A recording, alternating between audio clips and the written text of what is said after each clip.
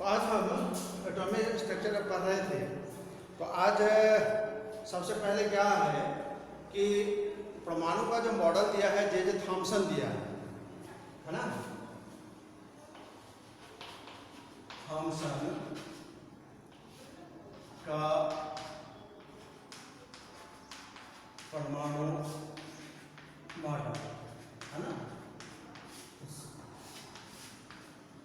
धनावेशित और ऋणावेशित कणों की खोज हो गई, इलेक्ट्रॉन प्रोटॉन की खोज हो गई। तो इसके आधार पर सबसे प्रथम जो मॉडल प्रस्तुत किया है वह जे थॉम्सन प्रस्तुत किया है। तो जे थॉम्सन प्रस्तुत किया है तो इनका यह मत था कि जो इलेक्ट्रॉन है ना, ये जो है जो पूरा धनावेशित जो धन जो है वह समान होता है। धनावेशित जो है धनावेशित कण जो है वह समान रहते हैं। इनमें से पूरे क्षेत्र में धनावेशित जो होते हैं वह क्या होते हैं, वितरित होते हैं। पूरे क्षेत्र में धनावेशित जो है वह वितरित रहता है। उन्होंने कहा कि इलेक्ट्रॉन जो होते हैं वह बीच बीच में ऋणावेशित जो कण है वह बीच बीच में घुसे रहते हैं, है ना।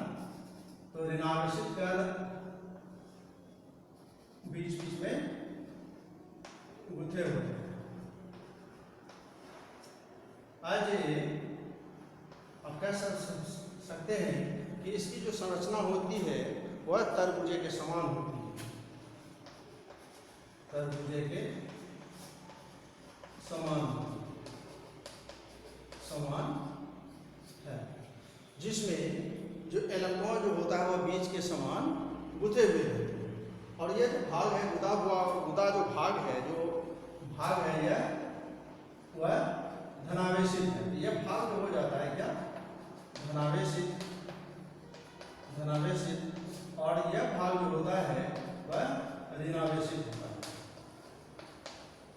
जिस तरह से तरबूजे में बीज गुथे हुए रहते हैं वह उसके इलेक्ट्रॉन हो जाते हैं, और जो वितरित रहते हैं, जो प्रोटॉन जो वितरित होते हैं धनावेशित होता है वह चारों तरफ वितरित रहते हैं, तरबूजे के समान होते हैं। तो उन्होंने उस समय में सर्वप्रथम जे थॉम्सन ही परमाणु का मॉडल प्रस्तुत किया। अब इनमें खामियां क्या थी, सीमाएं क्या था। तो बहुत वैज्ञानिक का यह मत था कि धनावेशित और ऋणावेशित यदि एक ही जगह है तो एक दूसरे को डिस्चार्ज क्यों नहीं कर देता, अनावेशित क्यों नहीं कर देता। ठीक है। दूसरा इसके पीछे तर्क था कि यह हाइड्रोजन स्पेक्ट्रम की व्याख्या नहीं कर पाता, हाइड्रोजन स्पेक्ट्रम की व्याख्या नहीं कर पाता है, जिसके कारण जो है यह मॉडल अमान्य कर दिया गया। अब हम लोग जो पिछले क्लास में आप लोग पढ़े होंगे रदरफोर्ड का परमाणु मॉडल। तो रदरफोर्ड का जो परमाणु मॉडल है, रदरफोर्ड सन 1911 में सोने के पन्नी पर स्वर्ण पत्र पर अल्फा कणों का बौछार किया। तो अल्फा कणों का बौछार किया तो देखा क्या कि बहुत सारे अल्फा कण हैं जो आर पार हो जाता है। कुछ अल्फा कण जो है जो अपने मार्ग से विचलित हो जाते हैं। लगभग 20,000 अल्फा कण में से जिस पथ पे जाते हैं उसी पथ पे वापस लौट आते हैं, है ना। तो निष्कर्ष निकला। आप ध्यान दें कि कोई भी अल्फा कण प्रवेश करता है, इंटर करता है, आर पार हो रहा है, इसका अर्थ है कि परमाणु का अधिकांश भाग जो होता है वह क्या होता है, खोखला होता है और आवेशहीन होता है। और कुछ अल्फा कण है जो अपने मार्ग से विचलित हो गया है। तो विचलित हो गया है तो चूंकि अल्फा कण धनावेशित होता है तो एक ऐसा परमाणु में क्षेत्र होता है वह जो धनावेशित होने के कारण वह प्रतिकर्षित कर देता है, जिसे हम कहते हैं नाभिक कहते हैं। तो परमाणु का वह क्षेत्र जो धनावेशित होता है वह क्या कहलाता है, न्यूक्लियस कहलाता है, नाभिक कहलाता है। ठीक है। अब तीसरा जो है कि परमाणु का जो केंद्रक होता है, नाभिक होता है, वह अत्यंत छोटे भाग में होता है और वह दृढ़ होता है, रिजिड होता है। तो यह रदरफोर्ड के परमाणु मॉडल की व्याख्या है। अब हम लोग देखते हैं रदरफोर्ड के परमाणु मॉडल। ठीक है, रदरफोर्ड के परमाणु मॉडल।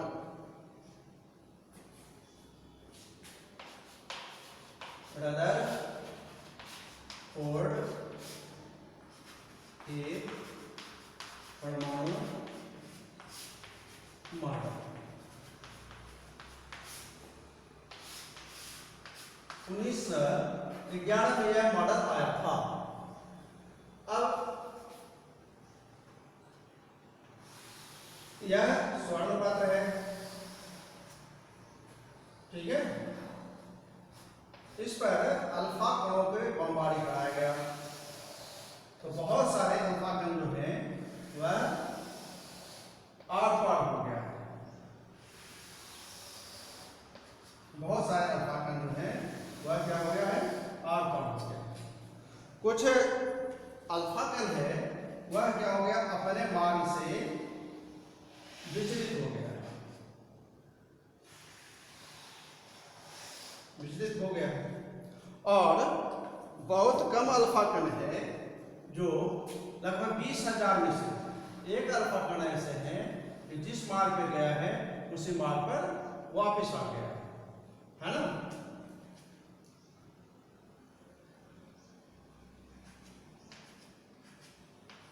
अब देखिए, ये रदरफोर्ड का परमाणु मॉडल है। यह जो अल्फा कण होता है वह क्या होता है, हीलियम नाभिक होता है। तो अल्फा कण चूंकि इस पर इकाई जो धन आवेश होता है हीलियम नाभिक, हीलियम नाभिक, इसी को अल्फा कण कहते हैं, अल्फा कण कहते हैं। अल्फा कण धनात्मक होता है, ठीक है। फिर ध्यान से देखें अल्फा कण इसमें क्या होता है। स्वर्ण पत्र के पतले पन्नी पर यह स्वर्ण पत्र है, गोल्ड फॉइल। स्वर्ण पत्र के पन्नी पर, पत्थर पर अल्फा कणों की बमबारी कराई गई, तो बहुत सारे अल्फा कण आर पार हो गए। कुछ अल्फा कण है जो अपने मार्ग से विचलित हो गए, और लगभग 20,000 में से एक अल्फा कण ऐसे हैं जो अपने पथ पर वह वापस लौट आते हैं। यह 3 है प्रयोग किया, तो इसके निष्कर्ष निकले। क्या निष्कर्ष निकले, तो देखिए कि बहुत सारे अल्फा कण निकल रहा है, इसका मतलब है कि परमाणु का अधिकांश भाग खोखला है, आवेशहीन है।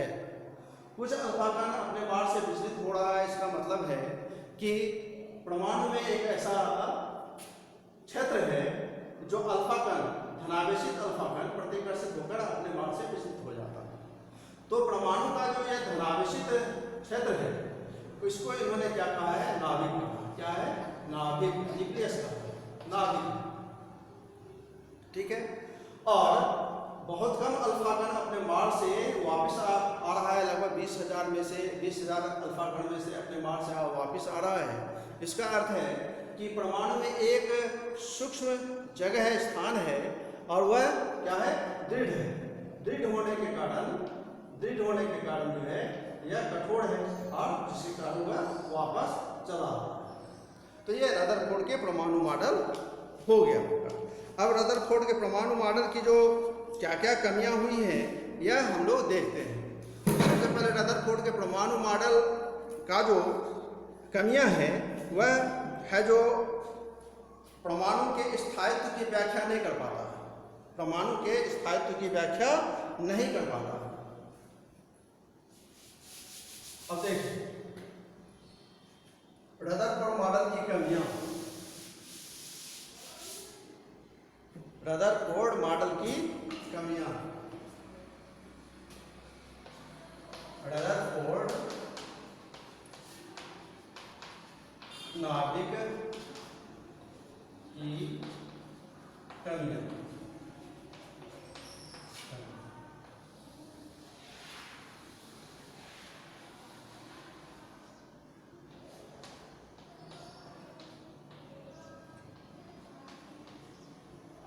पहला है परमाणु के स्थायित्व की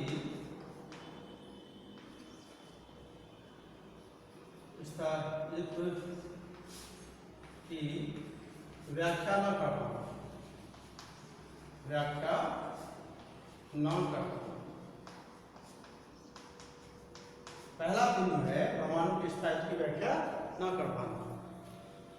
तो कोई भी आवेशित कण केंद्र के चारों ओर चक्रण करता है तो उससे त्वरण उत्पन्न होता है। तो मैक्सवेल के विद्युत चुंबकीय सिद्धांत के अनुसार कोई भी आवेशित कण यदि चक्रण करता है तो त्वरण उत्पन्न होता है, जिससे ऊर्जा का उत्सर्जन होता है। ऊर्जा का मिलता कहाँ है, कैसे मिलता है? तो इलेक्ट्रॉन के नाभिक के इलेक्ट्रॉन जो है नाभिक के चारों ओर चक्रण करता है, उससे वह ऊर्जा उत्पन्न करता है।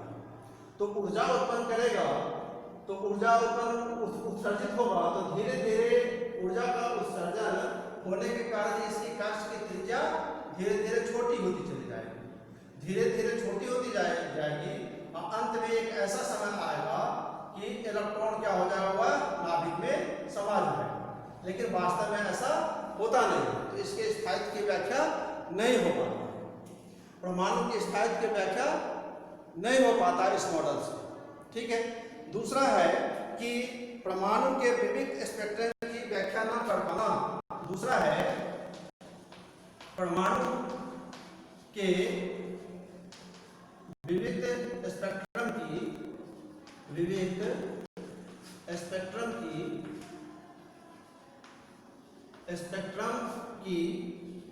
व्याख्या न कर पाना, व्याख्या न कर पाना। अब चूंकि इससे ऊर्जा उत्सर्जित होती है तो कक्ष की त्रिज्या, इसके जो स्पेक्ट्रम देखे जाते हैं तो क्या होनी चाहिए कि इसके जो जैसे कक्ष की त्रिज्या छोटी होती जाएगी तो स्पेक्ट्रम क्या होना चाहिए, सतत होना चाहिए, विविध न होकर के इसके जो स्पेक्ट्रम बनते हैं वह सतत स्पेक्ट्रम विविध रैखिक न होकर सतत होना चाहिए। परंतु परमाणु का जो स्पेक्ट्रम होता है वह क्या होता है, विविध होता है। ठीक है। तो यह आपके रदरफोर्ड के नाभिक की कमियां हो गई। पहला हो गया परमाणु के स्थायित्व की व्याख्या न कर पाना, दूसरा परमाणु के विविध स्पेक्ट्रम की व्याख्या न कर पाना। आपको यदि ये वीडियो अच्छा लगे तो निश्चित रूप से लाइक करिए और डिस्क्राइब करिए। ठीक है, सब्सक्राइब करिए। और इस तरह से हम लोग अगले क्लास में बोर्ड का सिद्धांत पढ़ेंगे। ठीक है, बस आज इतने तक। Thank you.